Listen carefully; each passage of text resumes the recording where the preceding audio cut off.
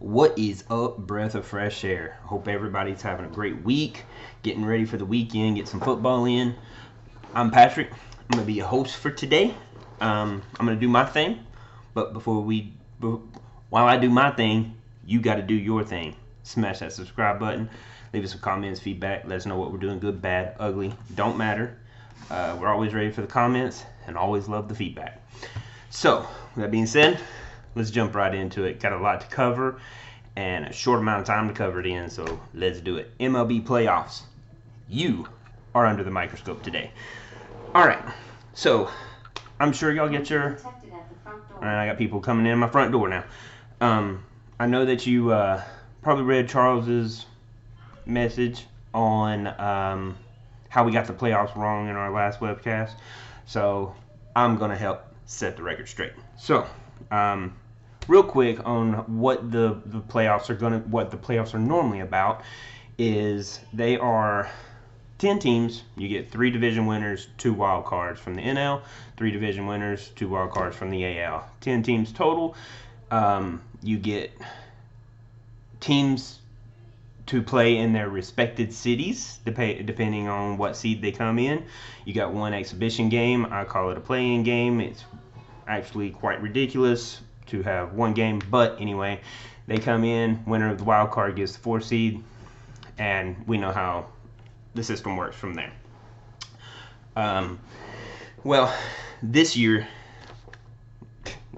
it's different. It's actually quite different. Got my notes right here, and I'm going to try to break it down for you as best as I can. There's going to be some things that I leave out, but drop them in the comment section, and then we'll address them later.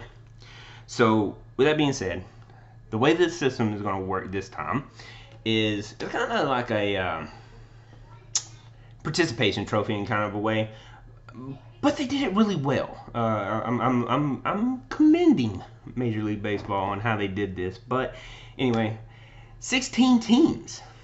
So I know what they're doing it for. I mean, let's be honest. I know what they're trying to be about. Shortened season. So let's extend the playoffs. Make a little bit more revenue off the TV deals. I get it. I understand. We all know. But it's very interesting. So let's jump into it. 16 teams. You get 8 from the AL, 8 from the NL. Let's see. Where do I want to start?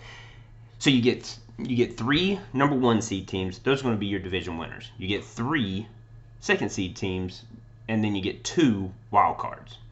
And they're going to play 1 versus 8, 2 versus 7, 3 versus 6, and 4 versus 5. But they're not going to reseed themselves. So reseed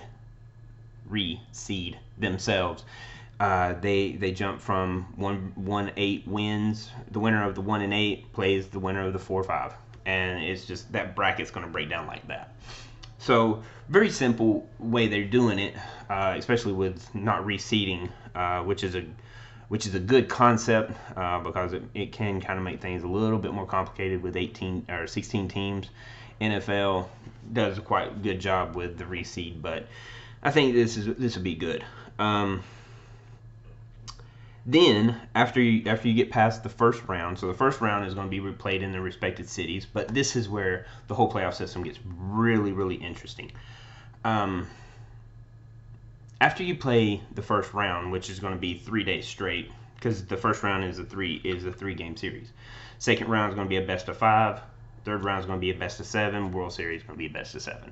So I like the layout. System's pretty simple. Once you get past the first round, you're only down to 8 teams, and then they're going to play in a quote-unquote bubble. The AL is going to go to South California, and they're either going to play in San Diego or LA. Then the NL will go into their bubble, and they will play in Arlington or Houston. I'm not going to get into which teams are playing in which games are going to be played in which city. The only thing that really needs to be noted is, and I thought this was very interesting, the World Series will be played in Arlington, which will be on neutral ground, and the first time in MLB history that a team has not played in their city for the World Series. I thought that was pretty cool. But a little bit more interesting. Once you get past the first round, you go to the second round, you get your travel day, and no days off. This is going to be very interesting, especially when you get to the third round and it's a best of 7 and there is no days off. So this is going to be really weird for teams to get used to, because in the best of 3 series, it doesn't matter. Best of 5 series, there's a little bit of difference, because when you throw your ace out there as a pitcher, you're used to getting that 1 day of travel, which would be your day off kind of thing, and then you're able to throw your ace out there for game 4. Not in this scenario. You don't get to do that.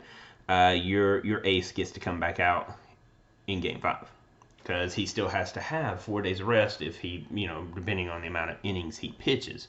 So he still has to have 4 days of rest, which means game 1, then 2, 3, 4, game 5.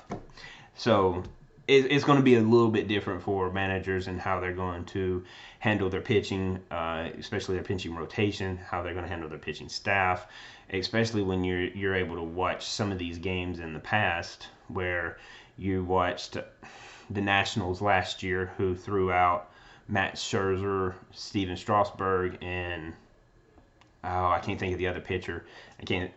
Anyway, they pitched 90 innings. They pitched over 60% of their innings on their World Series run.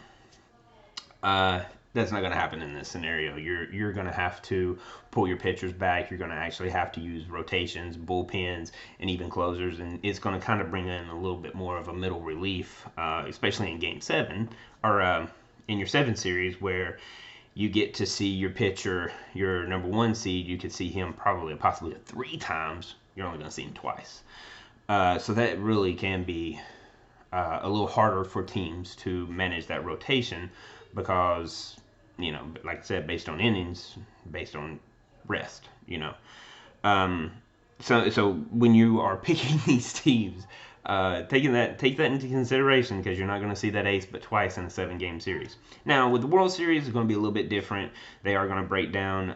Those are already set in stone.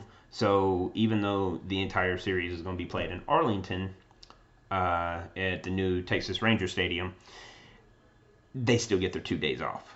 So that's going to help out a little bit throughout that series, because that one was already set in stone. So anyway, that's a little bit of the breakdown on how the 2020 playoffs is going to happen for baseball. So pick your teams wisely based on those pitching scenarios, because those are going to play a huge role, especially when you have teams like the Dodgers, who like to throw out their ace out there for 4 innings. You might get to see him 3 times in a series. So check that out and make sure you're up to date on that with your fantasy leagues and stuff like that. So anyway, that's what I'm breathing on. If you have any feedback, comments, drop them down. We always love them. And until next time, have a good weekend.